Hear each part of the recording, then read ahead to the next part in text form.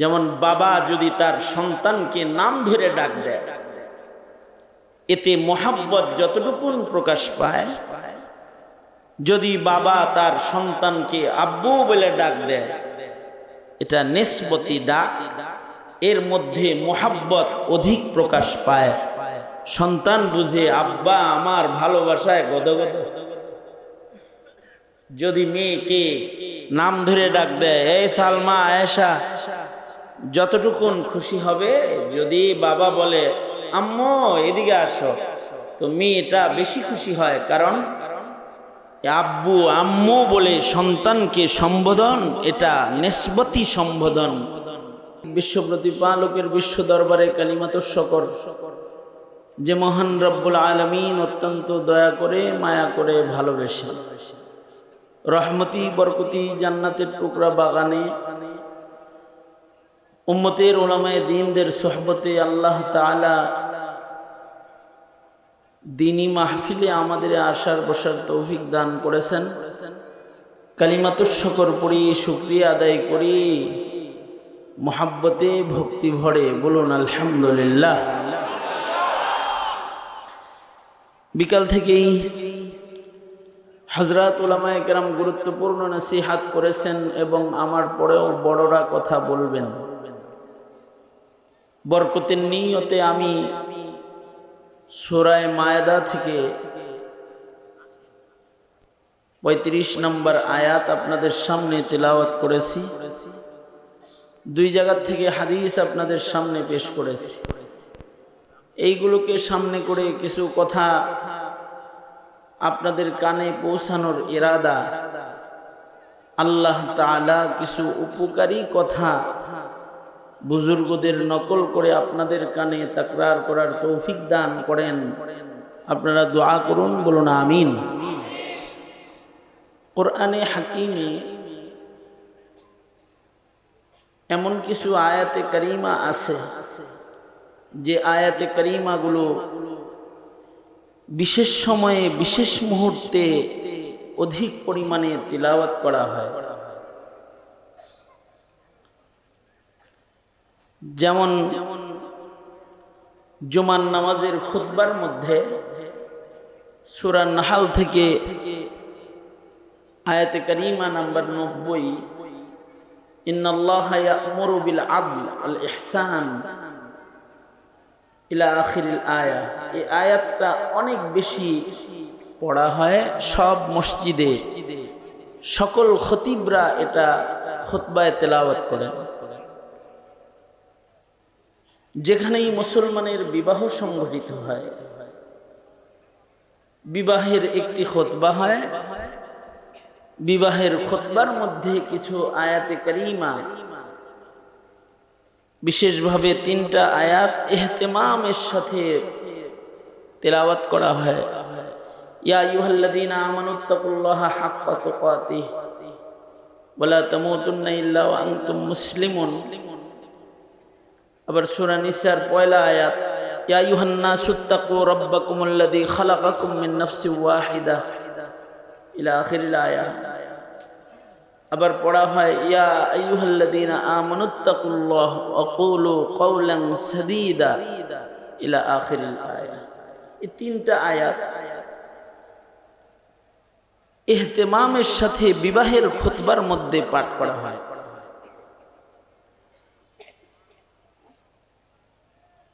মাশায়েখিন হযরতগণ যখন বাইআত ও তালকিনের খুতবা প্রদান করেন, তখন মাশায়েখরা কিছু আয়াতে কারিমা তাদের খুতবার মধ্যে ইহতিমামের সাথে পড়েন। তার ভেতরে একটা আয়াত হলো, ইয়া আইয়ুহাল্লাযীনা আমানুত্তাকুল্লাহ ওয়া কুনু মা'আস সাদিকিন। আর আরেকটা আয়াত হলো, যেটা আমি আমার খুতবায় পড়েছি সূরা মায়েদার, ইয়া আইয়ুহাল্লাযীনা আমানুত্তাকুল্লাহ ওয়াবতাগু ইলাইহিল ওয়াসিলা ওয়াজাহিদু ফি সাবিলিহি লাআল্লাকুম তুফলিহুন। মাশায়েখরা এই আয়াত পড়ে সালেকিনদেরকে এই আয়াতের বরকত দেওয়ার চেষ্টা করেন, এবং সহজ আমলের মাধ্যমেও আল্লাহ পাক পর্যন্ত পৌঁছার ওসিলা এটা প্রস্তুত করার উৎসাহ দিতে থাকেন। কোরআনে হাকিমের মধ্যে আমাদেরকে উম্মতে মুসলিমাকে আল্লাহ তাআলা প্রায় 89 জায়গায় আমাদেরকে ঈমানদার বলে ডেকেছেন, যেটা পৃথিবীর কোন পয়গম্বরের কোন উম্মতকে আল্লাহ পাক ঈমানদার বলে ডাক দেন নাই সম্বোধন করে। ইয়া আইয়ুহাল্লাযীনা আমানু, এই সম্বোধনটা উম্মতে মুসলিমার জন্য খাস। আল্লাহ পাক বিশেষভাবে এই উম্মতকে ঈমানদার বলে অসংখ্য জায়গায় 89 জায়গায় কোরআন মাজিদের ভেতরে ডাকছেন, হে আমার প্রিয় ঈমানদার বান্দাবান্দিরা। অন্যান্য উম্মতকে ইয়া আইয়ুহান নাস বলে ডেকেছেন অথবা গোত্রীয় সম্বোধনে ডেকেছেন, কিন্তু বিশ্বনবীর উম্মতকে আল্লাহ তাআলা ঈমানদার বলে বিশেষভাবে ডাকছেন। আল্লাহ পাকের এই ডাকটা এই উম্মতের জন্য আল্লাহ পাকের ভালোবাসার বিশেষ বহিঃপ্রকাশ। কারণ এই ডাকটা নিসবতি ডাক। যেমন বাবা যদি তার সন্তানকে নাম ধরে ডাক দেয়, এতে মোহাব্বত যতটুকুন প্রকাশ পায়, যদি বাবা তার সন্তানকে আব্বু বলে ডাক দেয়, এটা নিসবতি ডাক, এর মধ্যে মোহাব্বত অধিক প্রকাশ পায়। সন্তান বুঝে আব্বা আমার ভালোবাসায় গদগদ। যদি মেয়েকে নাম ধরে ডাক দেয়, এই সালমা, আয়েশা, যতটুকুন খুশি হবে। যদি বাবা বলে আম্মু এদিকে আসো, তো মেয়েটা বেশি খুশি হয়। কারণ আব্বু আম্মু বলে সন্তানকে সম্বোধন, এটা নিসবতি সম্বোধন, ভালোবাসার বহিঃপ্রকাশ এই নিসবতের শব্দের মাধ্যমে অধিক হয়। ঠিক ওই রকম উম্মতে মুহাম্মাদীকে আল্লাহ তাআলা ঈমানদার বলে বলে যে ডেকেছেন, এই ডাকগুলো দিয়া মোহাব্বত প্রকাশ করেছেন। এই আমার বন্ধুর উম্মতেরা, তোমাদের কালমা কিন্তু আমি গ্রহণ করেছি, তোমরা আমার ঈমানদার বান্দা। ডাকের মাধ্যমে আল্লাহ আল্লাহর ভালোবাসা বন্ধুর উম্মতের জন্য প্রকাশ করছে। ওই রকমই একটা আহ্বান আমার তিলাওয়াতকৃত আয়াতের শুরুতেও আছে, ইয়া আইয়ুহাল্লাযীনা আমানু, এই ঈমানদারেরা, প্রিয় ঈমানদার বান্দাবান্দিরা। ডেকে তারপরে আল্লাহ পাক বললেন, তোমরা 3 কাম করো, তাইলে সহজে আমার কাছে পৌঁছতে পারবে, সফল হয়ে যাবে, জান্নাতি হয়ে যাবে। 3টা কাজ করো। আল্লাহ বলেন, ইয়া আইয়ুহাল্লাযীনা আমানুত্তাকুল্লাহ, ও আমার প্রিয় ঈমানদার বান্দা বান্দিরা, ইত্তাকুল্লাহ, তোমরা আমি আল্লাহকে ভয় করো। ওয়াবতাগু ইলাইহিল ওয়াসিলা, আর আল্লাহর কাছে পৌঁছার জন্য তোমরা বাহানা প্রস্তুত করো, বাহানা তালাশ করো। ওয়াজাহিদু ফি সাবিলিহি, আল্লাহর কাছে যাওয়ার চেষ্টা, মুজাহাদা অব্যাহত রাখো। কোনোভাবে যদি বান্দার হৃদয়ে আল্লাহর ভয় আছে, এটা প্রকাশ পায়। ঈমানদারের হৃদয়ে আল্লাহর ভয় আছে, কোনোভাবে যদি প্রকাশ পায়,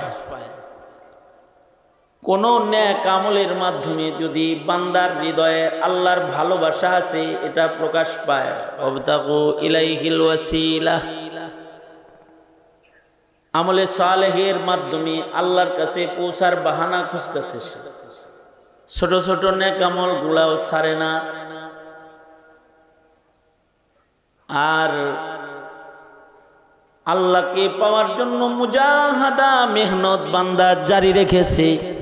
হার কিসমের মুজাহাদা সে করতে রাজি, বদনী মুজাহাদা, জিসমানি মালি মুজাহাদা, এমনকি জীবন দানের মাধ্যমেও রব পাওয়ার মুজাহাদা। ওয়াজাহিদু ফিল্লাহি হাক্কা জিহাদিহি, যেই মুজাহাদা করলে রবেরে পাওয়া যায় সেই মুজাহাদাই তুমি করবা। হক আদায় করে মুজাহাদা করবা, প্রয়োজনী জীবন দিয়ে হলেও রব পাওয়ার মুজাহাদায় তুমি জীবনের কোরবানি দিতে প্রস্তুত হয়ে যাবা। যদি এই অবস্থা তিনটা কোনো ইমানদারের মধ্যে প্রকাশ পায়, মহান রব্বুল আলামিন বান্দাকে সফল বান্দা হিসেবে স্বীকৃতি দিয়া গুনাহ মাফ করে বান্দাকে আল্লাহ তাআলা জান্নাতি হিসেবে লেখা নেয়। এটা আল্লাহ পাক এই উম্মতের প্রতি বিশেষ ভালোবাসা। এটা কোনোভাবে যদি বান্দার প্রকাশ করে সে আল্লাহকে ভয় পায়, হতে পারে এই ভয়টা একটা শব্দের মাধ্যমে প্রকাশ করেছে, হতে পারে এই ভয়টা ছোট্ট কোনো কর্মের মাধ্যমে প্রকাশ করেছে, হতে পারে এই ভয়টা যে কোনো ভাব ধরে প্রকাশ করছে, চোখের পানি ফেলে হোক, নাদামাত আর লজ্জা তার চেহারার ভেতরে ফুটায় হোক, সে আল্লাহকে ভয় পায় এটা প্রকাশ করছে। রবের ভয় পায় এটা যদি কোনো বান্দা প্রকাশ করে তো রবের গুচ্ছা থেমে যায়। আমি অনেক সময় উদাহরণ দিয়া বলি, মায় যখন বাবার কাছে সন্তানের জন্য নালিশ করে, এই যে তোমার পোলার জ্বালায় বাসি না, এই এই এই এই এই এই কাম করছে, বিচার করো। মায়েরা অনেক সময় বাপের কাছে বিচার দেন, এই কানে হনে, কান ভালো, শুধু কান ভালো না হাত পাও ভালো? কার কার হাত ভালো দেখি তো? এক হাত ভালো না দুনো হাত ভালো? হাতে শক্তি আছে না নাই? শক্তি থাকলে নাড়াচাড়া দেন দেখি। মাশাআল্লাহ, হাত তো ভালো। কানও ভালো? কানও ভালো। মুখও ভালো? মুখ ভালো? অচল না সচল?